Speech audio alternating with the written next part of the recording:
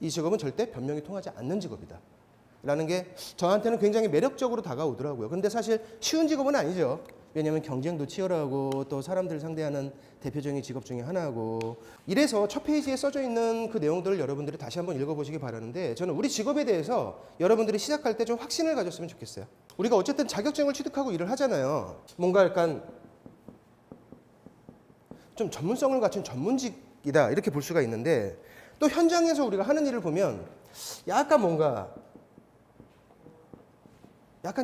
이쪽으로 가는 것 같아요. 그죠? 사람들이 많이 물어보거든요. 대표님, 우리는 전문직이에요? 영업직이에요? 많이 물어봐요. 그럼 저는 딱 이렇게 대답하죠.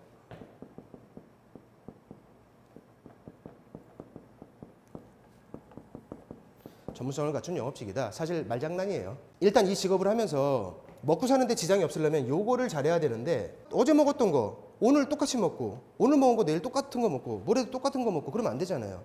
그죠? 좀 더 좋은 걸 먹고 아이 학원비도 하나 더 내주고, 뭔가 우리가 삶이 조금씩 시간이 지나면 윤택해져야 되잖아요. 그죠? 뭔 얘기냐면 파이가 커져야 된다는 얘기예요. 파이가 커지려면 또 이것만으로는 안 돼요. 요게 필요해요. 그래야 이 중개업에서 파이를 키울 수가 있어요. 고소득으로 가기 위해서. 자, 그런데 이거는 우리가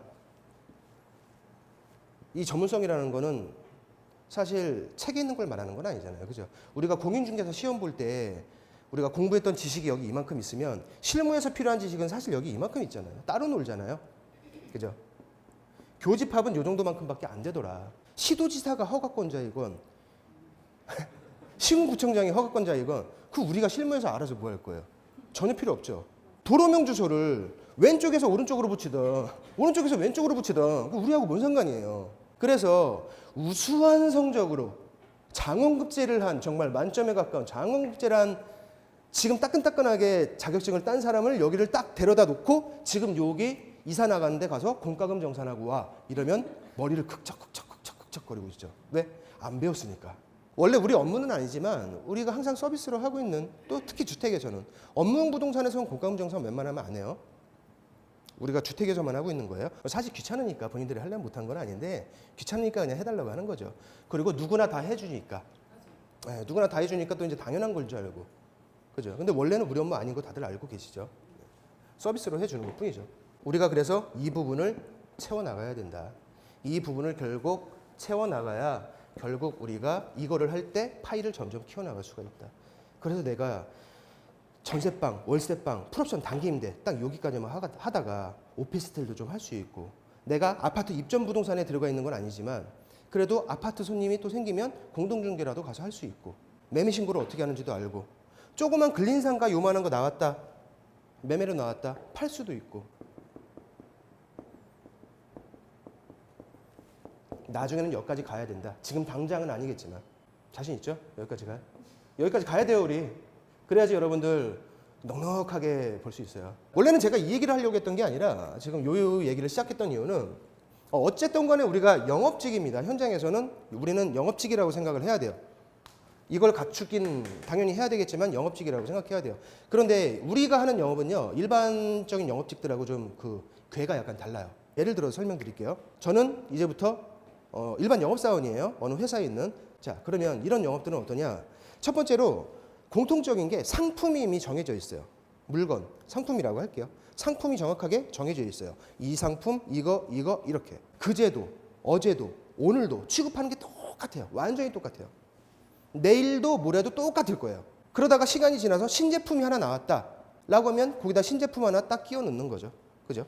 똑같아요. 그리고 이 모든 상품들에는요, 가격이 정확하게 정해져 있어요. 일반 영업들은. 그런데도 불구하고 협상이 될 것 같은데 뭔가 잘 안 됐을 때는 최후에는 어디까지 양보해서 요거를 팔 수 있다라는 그런 마지노선이 또 있어요. 아니면 어떤 서비스를 얹어줘서 팔아도 된다. 마지막 순간에는 그렇게 계약을 해도 된다. 라는 어떤 마지노선이 각 상품별로 이미 정해져 있어요. 그 모든 것들이 전부 다 매뉴얼로 존재해요. 그래서 일반적인 영업직, 대부분의 영업직들은요, 정해진 상품을 가지고 그 매뉴얼 숙지에서, 자, 회사 쪽에 이렇게 딱 서 있죠. 영업을 할 때 저쪽을 상대로 영업하는 거예요. 한쪽을 상대로.